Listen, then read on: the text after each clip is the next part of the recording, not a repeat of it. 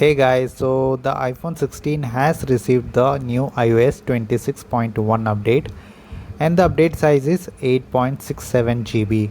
I have already installed it, and in today's video I'm not going to talk about the battery life, performance, heating issues or the camera quality. Instead, I will be focusing only on the new features that Apple has added in iOS 26.1. As for the battery life, performance and camera improvements, I will need to use the phone for about a week before I can give you a proper review.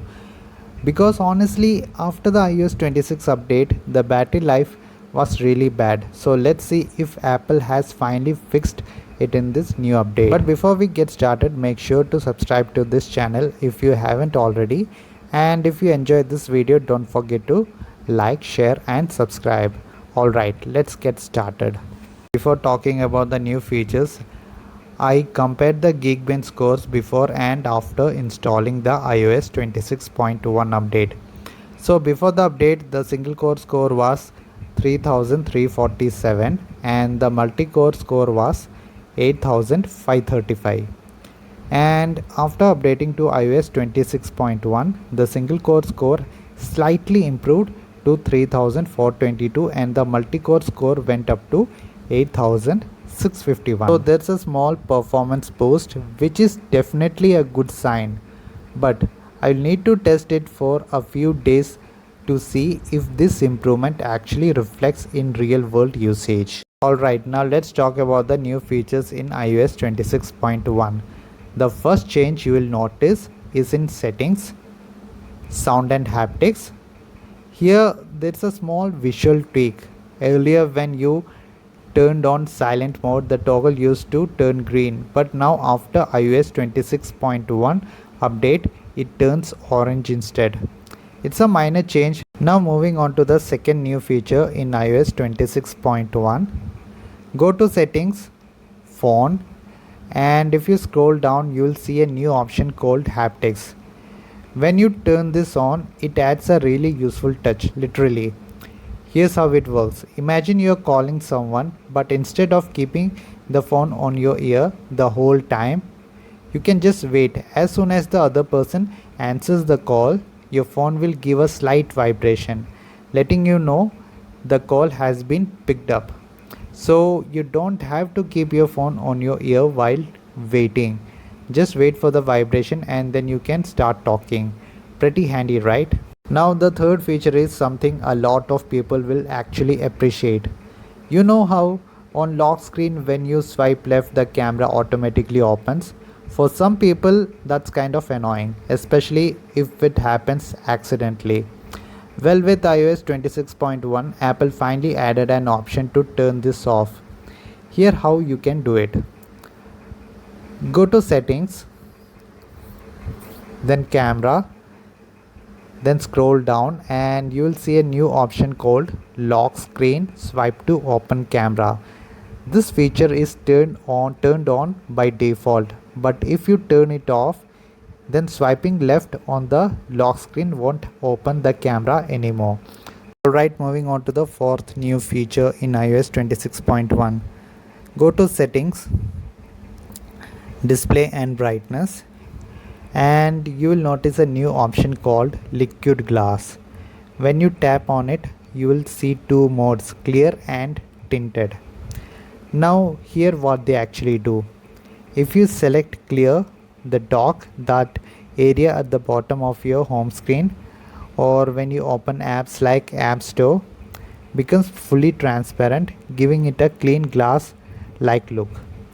But if you switch to tinted, the dock becomes slightly darker and less transparent, which some people might prefer if they like a bit more contrast. It's a small visual change. Now the next feature in iOS 26.1 is all about improving your iPhone security. To check it, go to settings, privacy and security, and then scroll down until you find a new option called background security improvements. When you open it, you will see a toggle that says automatically install. This feature is turned on by default. Here what it does, whenever Apple releases small background updates related to security or system protection, your iPhone will automatically install them without asking for your permission each time. If you turn it off, you will have to manually install those small updates yourself. So it's better to leave it on to make sure your iPhone always stays up to date and secure. Now the sixth feature is inside the Translate app. Just open the Translate app and tap on the three dots in the top right corner, then select Languages. Here you will notice that Apple has added a lot more international languages in iOS 26.1. So if you're someone who travels abroad or communicates with people from different countries, this update will be very useful. You can now translate more languages directly from your iPhone without needing any third-party apps.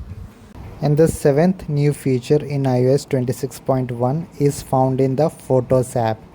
When you play a video inside the Photos app, you will notice there is a new video scrubber at the bottom. With this new scrubber, you can easily fast forward or rewind your videos much more smoothly than before.